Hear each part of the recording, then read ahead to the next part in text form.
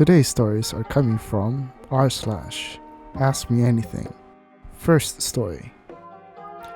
I, AMA, ex-incel, and I have been seeing a lot of incel posts recently, so I would love the chance to help save some of you guys.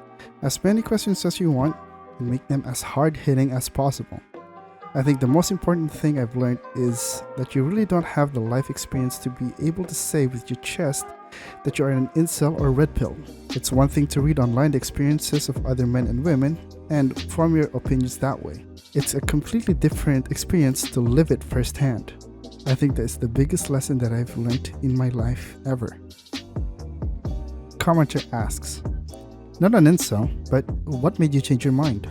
Well, my life trajectory took me along a certain path as I was an ugly kid. Girls would be forced to sit next to me at school and they would say things like ew.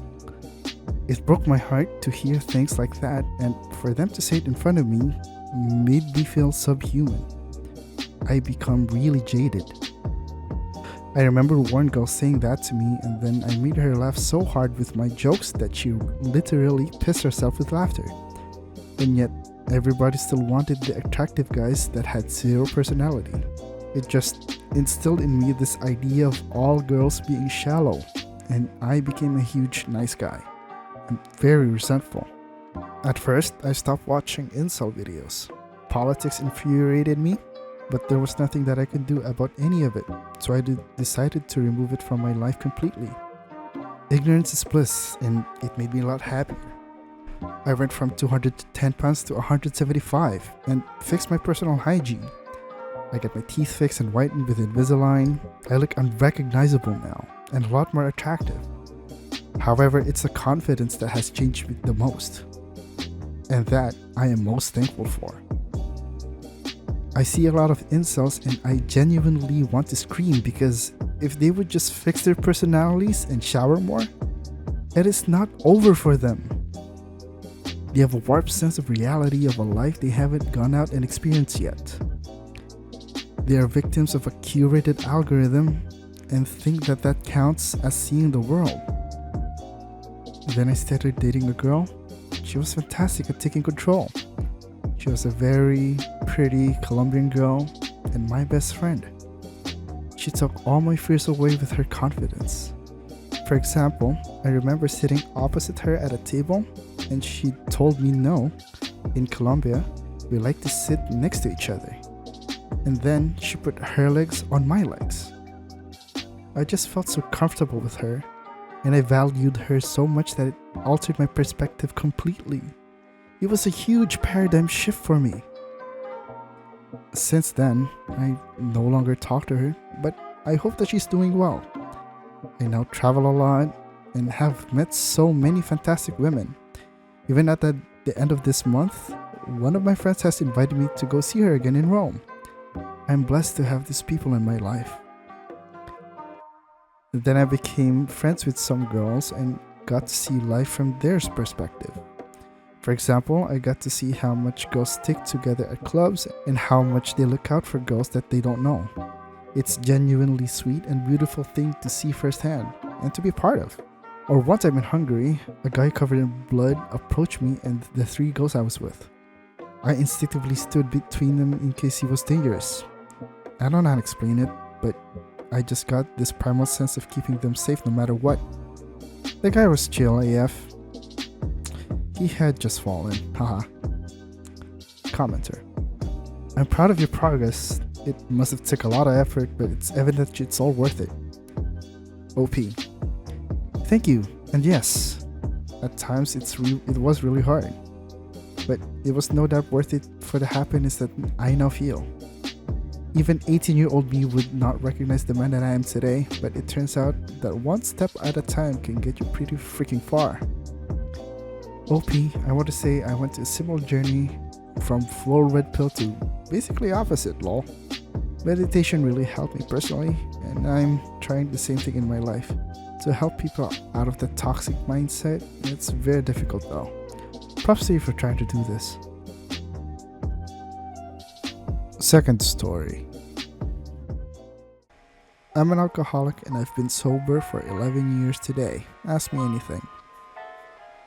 Comment. I need to ask a stupid question. Sorry in advance. I feel like you're not an alcoholic anymore at this point. Is there a period of time where someone could say that you used to be an alcoholic?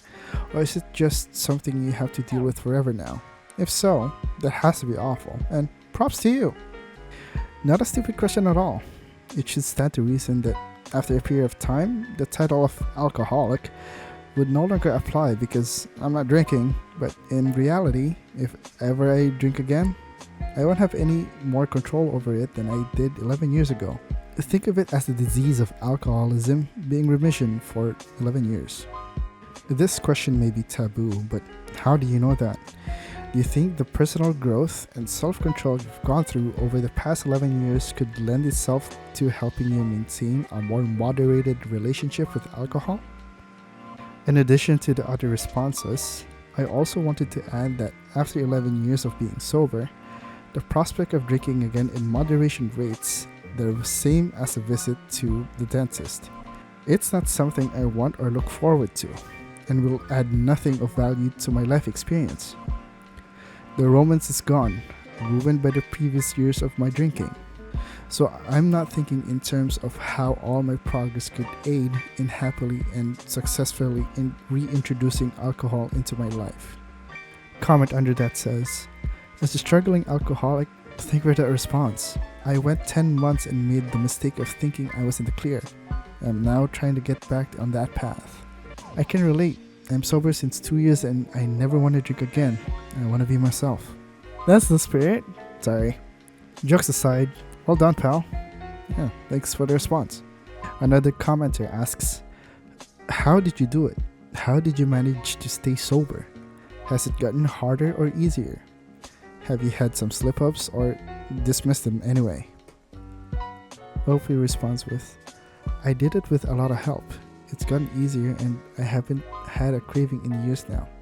No slip-ups for 11 years. If I ever drink again, my sober date will change. Commenter asks, at what point did you realize you had to quit?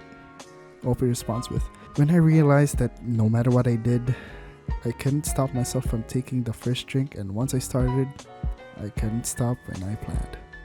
What were some things that helped you quit? I would like to reduce my consumption to 0, but keep slipping up every couple of weeks for a night or two. I found boredom and anxiety are my largest triggers. It wasn't so much about quitting, but staying sober once I quit. I quit so many times over the years, but in order to stay sober for the long term, I had to get help and do a lot of work on myself via therapy, the support of my friends and family, and a 12-step program. My triggers were also boredom and anxiety. I had/have a lot of past trauma, PTSD, etc., so a lot of it was self-medicating. Did you have moments of relapse after long periods of sobriety? I never really had long periods of sobriety before getting sober. The longest I was able to stay away from alcohol was a few months. One commenter asks, what are the biggest benefits, pros, and upsides you've seen in not using alcohol? Hope he responds with, for me, it's more stable moods and a clear, calm mind more often than not. I was able to quit the job that I hated because my cost of living was a lot lower than it used to be when I was constantly buying tons of weed and alcohol. I also don't miss the guilt, shame, and uncertainty. I never worry about DUIs, hangovers, regretful hookups, and mysterious bruises. Also, the work I've been doing on myself in order to stay sober has changed my entire life, all for the better. How much did you drink a day? Also, did you go cold turkey and tapering off? What do you like about alcohol? I was always a heavy drinker from the time I was a teenager. In the last couple of years before getting sober, most days I drink on average 50 ounces of malt liquor or a couple bottles of wine or a small bottle of vodka. Can't remember the volume. I quit cold turkey. I think what I liked the most about alcohol was it detached me from life, so I wouldn't feel the pain and discomfort. I did party a lot and I was very social with it until the final days, even as I started to hate it. Congrats! Did you find it hard to quit when you first tried? What made you decide to stop drinking? I quit several times over the years before. Quitting was the easy part. Staying sober was hard. I decided to get help when I came to terms with the fact that I couldn't control when and how much I drank. It was like I was doing it against my will.